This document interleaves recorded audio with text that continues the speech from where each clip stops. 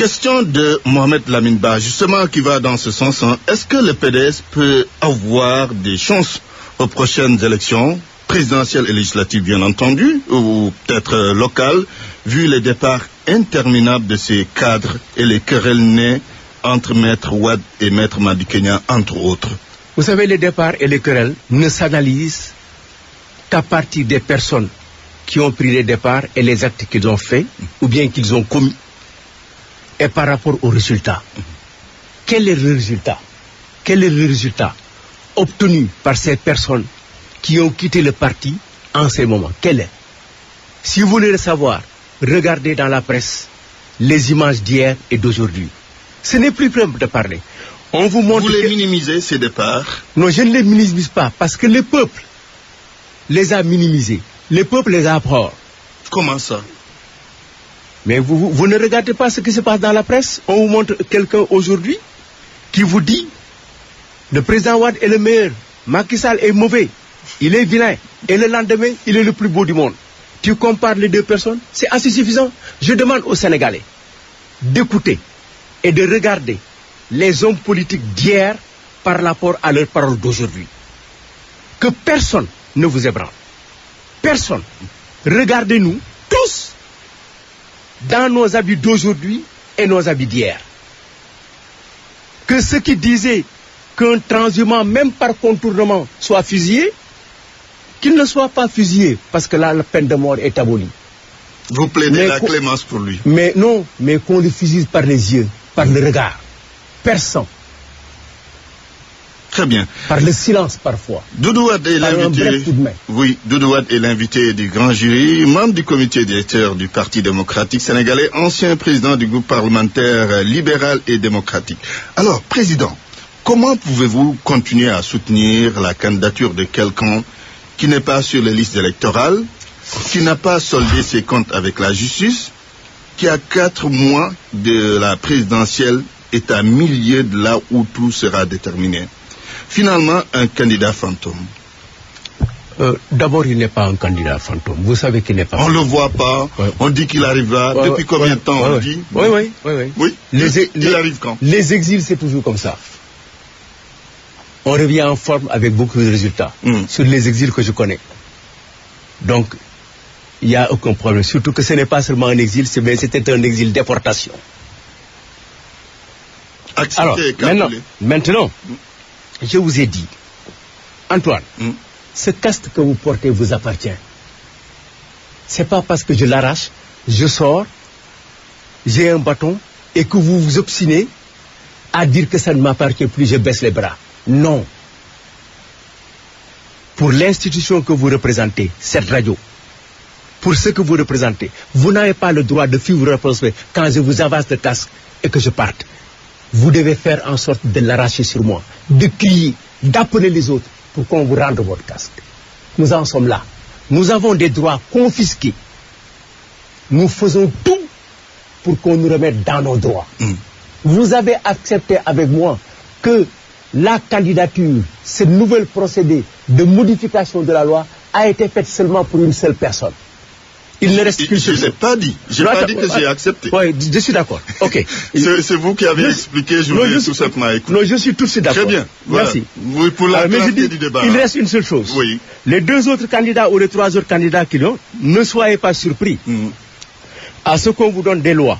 Une loi sur les présidentielles pour dire que tous ceux qui sont courts et ne font pas 1m75 qui habitent dans la région de Thiès ne seront pas candidats. Ceux qui sont barbus ne seront pas candidats.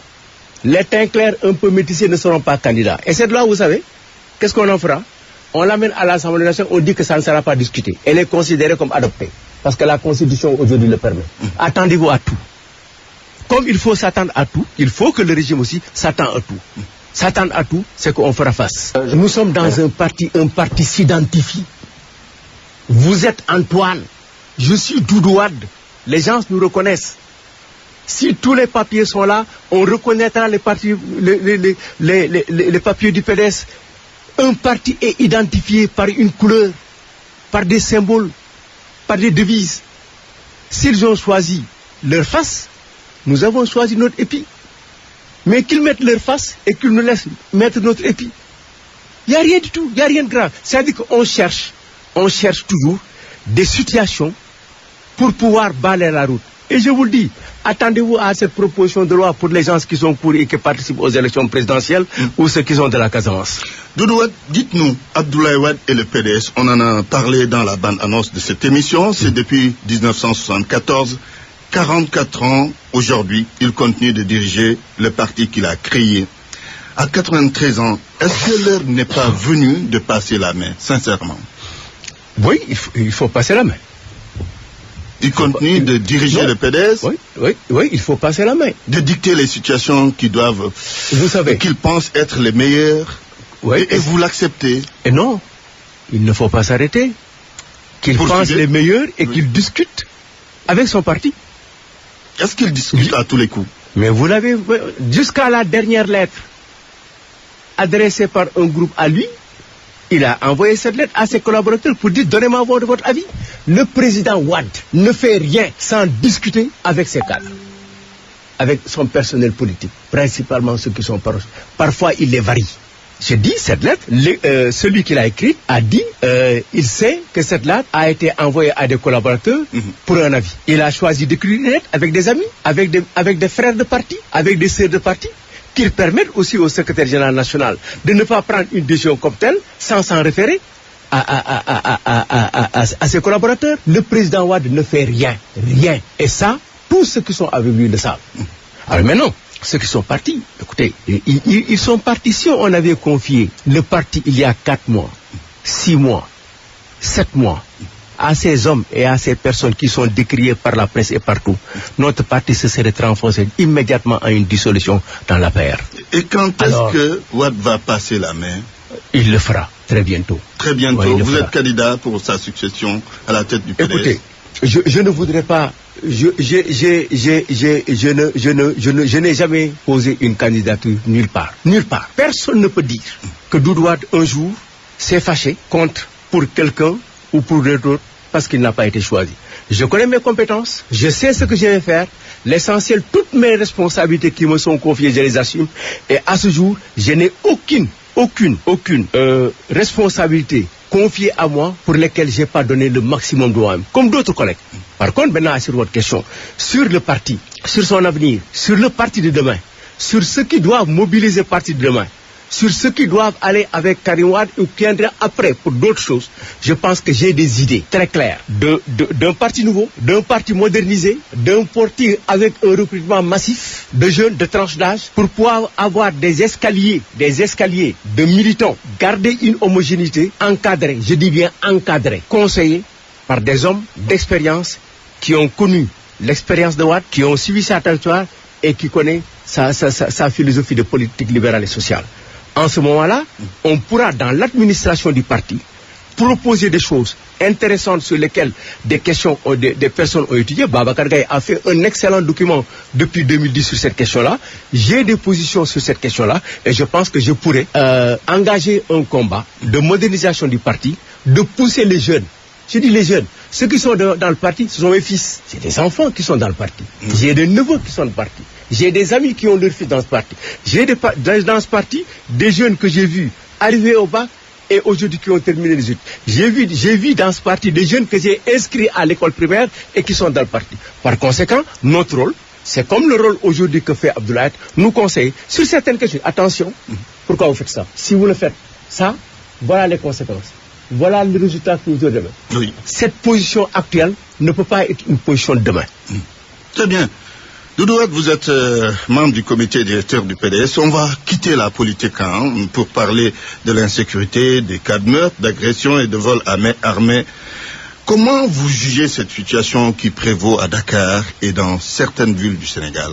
Bon, elle est alarmante. Elle est alarmante et même parfois donne des solutions, des propositions, des choses bizarres. J'ai vu quelqu'un, un grand responsable, proposer aujourd'hui de déclasser la forêt de Mbao. Cela veut dire que c'est tellement alarmant que chacun y a sa solution. D'autres ont proposé la peine de mort. Je pense que ça ne sert pas la peine de la proposer parce qu'elle n'aboutira pas. Quelles sont vos solutions? Alors, je dis, attendez, j'ai fait le constat d'abord. Parce que ça n'aboutira pas, parce qu'il y a déjà une proposition de loi d'un député de Benno Bokk Yakaar sur lequel la proposition de loi, M. Moustapha Niasse encore, s'est assis sur la proposition de loi. Elle n'a pas fait le circuit comme d'autres. Alors par conséquent, quelle est la solution? C'est de prendre en charge totalement les problèmes de sécurité. Les problèmes de sécurité, c'est des problèmes d'abord d'organisation administrative. Si l'organisation administrative du territoire n'est pas complétée, regardez, aménager, il nous est extrêmement difficile d'avoir effectivement une sécurité. La sécurité commence par l'information. L'information, c'est au niveau local, c'est au niveau du chef de quartier, c'est dans l'organisation administrative. Et l'information aussi, elle est un peu difficile chez nous. À chaque fois que vous informez dans votre quartier, on vous prend pour un délateur, pour un menteur. Alors que vous assumez vous-même une sécurité. C'est parce qu'à côté, c'est le voisin, c'est le fils d'Antoine, c'est mon ami. Si je dénonce ce que ces enfants sont en train de faire, nos relations vont se détériorer. Première difficulté, au supérieur, on n'est pas informé. Vous n'êtes pas informé, vous n'avez pas des gens disponibles pour pouvoir le faire. Et je pense qu'aujourd'hui, j'ai entendu quelqu'un hier, et sur des propositions qui ont été faites sous l'ère de Ousmane Ngom, quand nous avons commencé à remettre notre police en ordre, qu'il est important, après avoir commencé les polices de proximité comme à Grand Dakar et ailleurs, nous n'avons plus la même situation à Grand Dakar. Depuis l'installation que nous avons faite, Mbacké Faye étant maire, que nous avons installé à ce niveau, je pense, avec le général Niang. Je pense, je ne suis pas sûr. Mais après cela, il y a un redéploiement des anciens policiers qui sont dans le quartier. Oui. Ils ont des possibilités de cela. Aujourd'hui, je pense que dans toutes les grandes agglomérations, vous construisez une cité, un nouveau quartier, il doit y avoir possible pour l'État d'avoir un logement pour un homme de la sécurité. Ensuite, nous gaspillons de l'argent, beaucoup d'argent avec les agents de sécurité de proximité qui servent à faire le commis, à passer un certain nombre de papiers dans certains commissaires, et ensuite on les remet dans la rue après 2 ans, après les avoir formés aux arts martiaux, à la défense, et ainsi de suite. Vous les remettez en chômage, mais qu'est-ce que... Ça crée une situation d'insécurité. Boomerang. Oui. Alors il y a ensuite maintenant, j'ai vu qu'il y a eu quand même du matériel qui a été acheté. Beaucoup de matériel qui est acheté pour la sécurité. Des efforts ont été constatés sur la manifestation.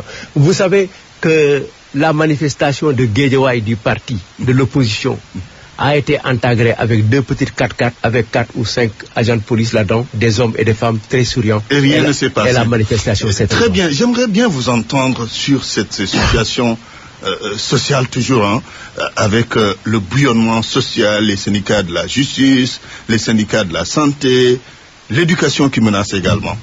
Rapidement en commentaire parce que rapidement sur l'éducation, oui. On a créé des universités depuis 4 ans qui ne marchent pas, les enfants ne font plus. L'université virtuelle. Les gens demandent 5 milliards, 11 milliards, le ministre dit 5. Le ministre de l'Éducation, le ministre des Finances ne sait pas combien il doit. On est arrivé à 16. Alors, ces allocations ont été faites dans le budget. Où est passé l'argent? Le ministre de la Justice, on lui fait des rallonges de 5 milliards de francs pour prendre en charge les revendications du personnel de la justice.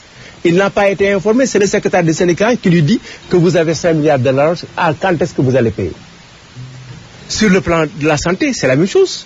C'est parce que l'argent, il se pose un problème aujourd'hui de contrôle de l'action du gouvernement. Cela veut dire que nous avons fait une révision constitutionnelle pour rien. Très bien. Attends, une petite phrase. 2 ans. Contrôle du gouvernement. Nouvelle disposition constitutionnelle affirmée. Le gouvernement doit se présenter 7 fois dans le mois à l'Assemblée. Il le fait 1 fois tous les 6 mois. Deuxième problème, on donne à l'Assemblée, pour terminer, on donne à l'Assemblée une nouvelle mission, évaluation des politiques publiques, nouvelle mission, 2 fois 365 jours. Le mot est inconnu à l'Assemblée nationale, on n'en parle pas. Président Doudou Wade, merci. C'est moi.